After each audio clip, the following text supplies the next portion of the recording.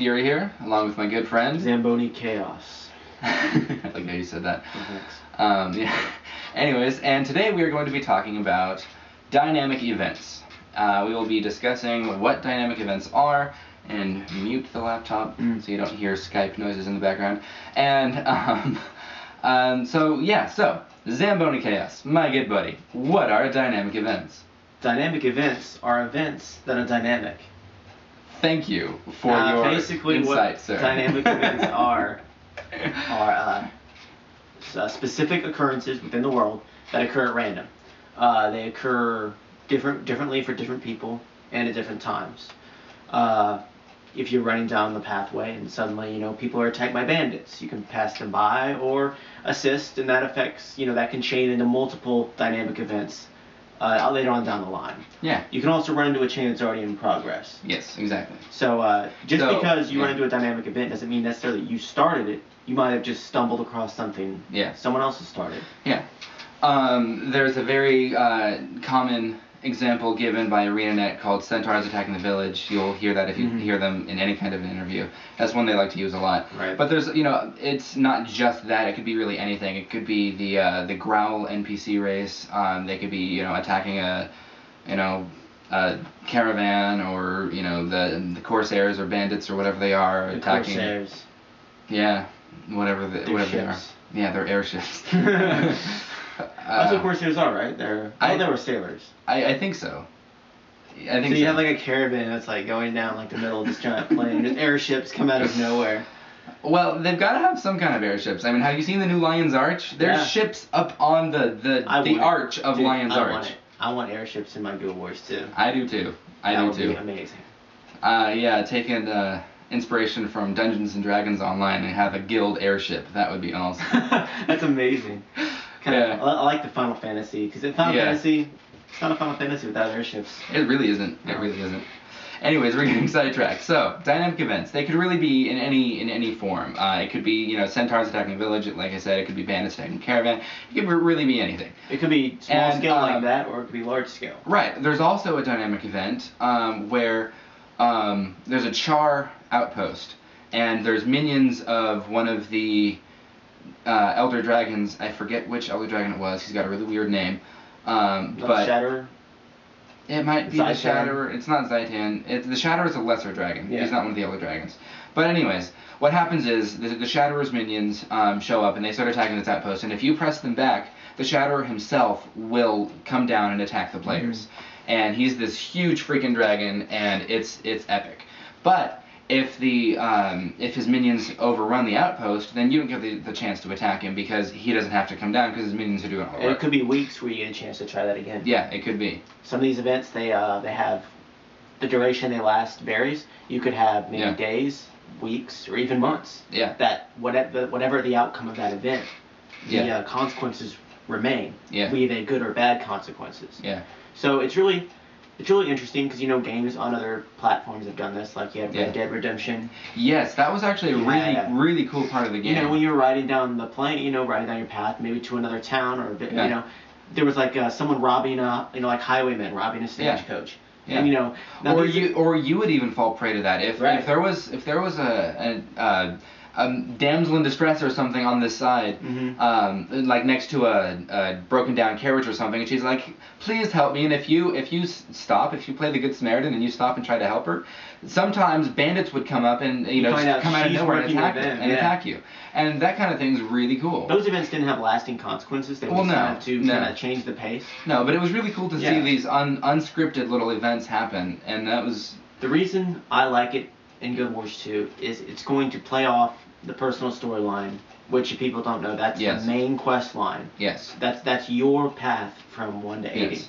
And quest line, we're using the term quest as in the older traditional sense, meaning an adventure. Quest, yes. Not meaning, talk to NPC, get quest, complete quest, turn in quest, get your experience. Right. Those will not happen in Guild Wars 2, for those of you who don't know. Right. We're talking about the adventure line, the main story of it's an adventure in every classic sense of the word.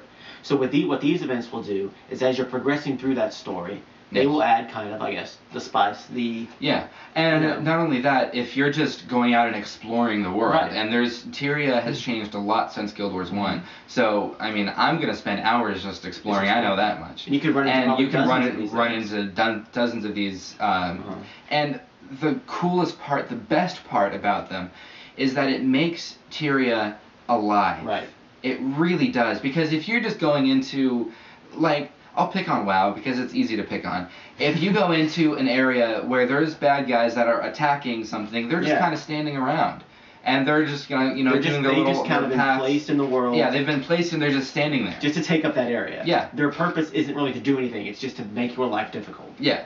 They have no purpose. Whereas if these NPCs are coming out of nowhere pretty much and coming up and attacking, that makes it alive. That makes it, you know, and you actually almost kind of feel for these NPCs that are being attacked because their you know, their livelihood is at stake, even though they're not real. It's still because your actions will affect something. Yeah, it's not if like you turn and walk away. Yeah. Then those bandits will destroy that farm, and that farmer will maybe even die, and that's your choice. Yeah, and so, but if you go in and save them, he'll still have goods to sell you, and you get benefits from that. Yeah, it's not just a one-time event that just is only. Yeah. It doesn't exist just for the moment. Yeah. It exists because your actions will have permanent. Yeah. You know, permanent ramifications. Yeah. And it's not like, where there is that choice to, you know, either go and help or not help. Just because you help doesn't mean it will turn out in one given way. Right. It can turn out in multiple different ways. There are multiple good outcomes and multiple bad outcomes. Exactly. If a group of 30 or 40 bandits show up and attack this one town, and you're the only guy there, you're probably not going to fight them off by yourself. Probably not going to happen. Right. But, you know, you can still help, and you'll still get experience and rewards, even if you lose. Right. Just, you know, not as much as you would if you win. So tell me about the dynamic events with when you start adding more players into it. Tell me how that works. How that works is, if you show up, like, I'll give the example of, I'm adventuring in the world, and there's this dynamic event that shows up, that starts happening where I'm just out in the middle of nowhere, and there's this farm, and some of the Growl are attacking the farm. And I'm the only guy around, and I start attacking. And I start fending them off. I can immediately type in guild chat or to some of my friends and say, hey, join up with me so you can know where I am, or I'm in this area and they're being attacked. And if more people show up, then you have more reinforcements, but the Growl attacking the farm, or the whatever it was I gave the example of, will increase in difficulty, and they will increase in the number of bad guys, they will increase in the level of bad guys, and they will increase in the abilities that those bad guys have. Right. So you have this scaling dynamic where it's so that makes one-sided. You know, so if you have like 8 guys show up, whereas like if you were there by yourself and you were only fighting like, you know, 10, 12 Growl at a time, you know, that's kind of rough for one guy. But if 8 guys show up and there's still only 10 or 12, that's going to be really easy. Right. So it's scaling up still gives it a challenge, but still lets you be able to, you know, fend them off when, you know, you probably would not have been able to do that by yourself. Now the scaling system also works another way when you have high level players involved. Yes. So if you take just to note, but before we talk about that though, it scales up to 10 players. Right. The difficulty will cap at 10 players. So if there are more than 10 players, it will just be easier. Right. It will not scale up any more than that, just to throw that out there. But you were saying? I was talking about high level players involved in, let's say, low level dynamic events with other low level players. Let's say Zolfury is adventuring with his guild. He's maybe a level 12. Okay. He's got some friends with him. They're like level 8 and 9. Yeah. The difficulty they encounter with them 3 will be about the same. Yeah. Now, say they encounter a difficult dynamic event where they need help. Yeah. I'm level 80. They call me. I come into the dynamic event, but I get what's called debuffed. I get dropped to an average level. I might get dropped to say level 10 or 8. It depends on the zone. Depends on the zone. Depends on what level everyone is. If it's a level 10 zone, you might be 13 or 14. All these numbers are just an example. Yeah, they're just example numbers. To give you an idea. Yeah. So I will not be able to show up to Zolfury and his 2 friends and just wreck everything for them. Yeah. I will be bumped down to an average level, depending on the zone and the event, and will help, but I won't be this overpowering force that completely changes it. And I really like that, because that throws power leveling out the window. Right. So, power leveling in Guild Wars 2 would then just consist of a group of people that are all working together and effectively going through and getting a lot of experience. Right. Because you couldn't have these people just power leveling people. These dynamic events won't be the main source of experience. Well, no, they will help. It's good to know that won't be an option. That people won't be able to use that system. And not only that, it's good for making people actually work to level up their character. There you go. Even though they have said, just as a side note, they have said that no level will take more than 90 minutes to get, which is really good. But anyways, it makes people actually work for their character. It makes them feel like they own the character and have earned that character, rather than just buying a max level character, which you probably could still do anyway. But anyways, it does that, and then it also, say he got to level 80 and he just did his personal storyline in this, and say he was playing a Char and he only did the Char personal storyline. He could go to some human places and get bumped down to level 15, 20, and see experience content that he hasn't experienced yet, and have it still be challenging and not be really easy, and have it be fun rather than just rolling, face rolling everything. So that's really cool to see them thinking about that. Yeah, I do. I think that's a smart move. Yeah, it is. Let's talk about the rewards you get from this. So basically, what happens is when you complete a dynamic event, you get experience points. Yes. You get coin, gold. Yes. And karma points. Karma points, yeah. Which I don't want to really go into too much. We'll just let's say there's some kind of a point system, and you will be able to, right? Depending on the choices you make or something. Sort of. There's not a lot of information. It's basically just another currency. That's all we know. Yeah, and you can use it to buy items, but I mean we're not entirely sure what it is. We have coin, we have karma, and we have experience. There's also loot that'll be dropped. Right? Not as rewards from the dynamic event. Dynamic events will drop loot, but not the actual rewards from completing the dynamic event. The events will reward no loot, but do reward those other three rewards. Yes, and the other thing is everybody gets rewarded by their amount of participation. Right. So if I come in and I'm attacking people and I look over and I want to kill this bad guy and he attacks him first, doesn't matter. Right. I can attack him. We'll both get experience. We'll both get rewards from it. Now, if he's there 80% of the battle, and I show up for the last 20%, we won't get the same amount of rewards. Exactly. I will get less, because I was there for less amount of time. I might get the gold level of participation, where he might get the silver or bronze level. Right. Which is less rewards, because, he wasn't there as long. So still, this is a good system. It's a way to really balance, no one feels left out, because everyone that participates gets some level of reward. Yeah. But it's based on their level of participation. Yeah. So you can't have people running into your dynamic event at the last second and getting max rewards. Yeah.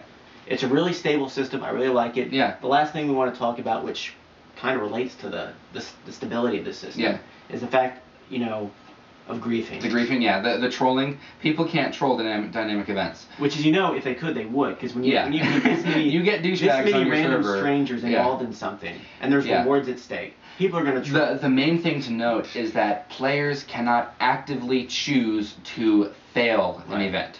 You do not have that choice.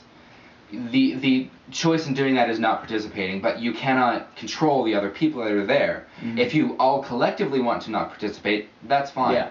But one guy not participating will not fail the event. There's two reasons I like this. One is because obviously you can't have one douchebag screw it up for you. That's obvious. Right. The other reason is it makes sense because it really balances out. It shows you that the players are really at the mercy of the world. Yes. They cannot game the system. Yes. They cannot just group up and make these events theirs at their disposal. They can't abuse that system. Right. They're at the mercy of the events. They're at the mercy of the world, which is how it should be in an adventure game. Awesome. Yeah. That is awesome. Okay. Yeah. When you run into an adventure game, you don't want to feel like you're in command of the entire world. Exactly. You're there to experience the dangers and the uncertainty the world has for you.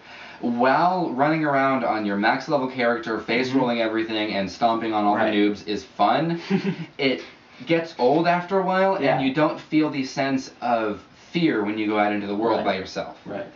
I remember in WoW, I played a prot pally. Nobody could kill me. Right. I could stay alive for, especially after the Kata especially Right, after yeah, it was the just- Kata it was talents bad. came in. It was really I mean, bad. I couldn't die. I was on my prop pally. I didn't have the best gear, but I actually dueled. I played on a PvP server, and I ran across this alliance blood DK, I think, tank DK, and I won. We had like a 10-minute fight, but I won. I mean, I couldn't die. Right. I don't have that kind of fear. Even if I, aggro a boss, I still could, heal myself and not die and Right. get away from him. The And reason- that just loses something in a game. Well, and the reason is WoW's been out for so long. Yeah. And to be honest, it's so technical and mechanically based. People are smart. They're going to find ways to abuse that system Yes. and make themselves invincible. Yes. So, I mean, I like what dynamic events are doing with Guild Wars 2. Yes. And overall, that's really, if you want to summarize dynamic events, it's events that, obviously random, obviously dynamic, but they're events that an event with a mind of its own, as I like to call it. Yeah, or event that puts the player at the mercy of the world. Yes. I think that's a good way to look at it. That's really cool. So that's just, we hope we shed some light on, Yeah. everyone talks about dynamic events. We Yeah, hadn't but really no heard one anyone really go goes into that. detail about it. And on that note, I will probably start doing a series through the Guild Wars 2 Weekly platform, going into full and complete detail about Right. everything.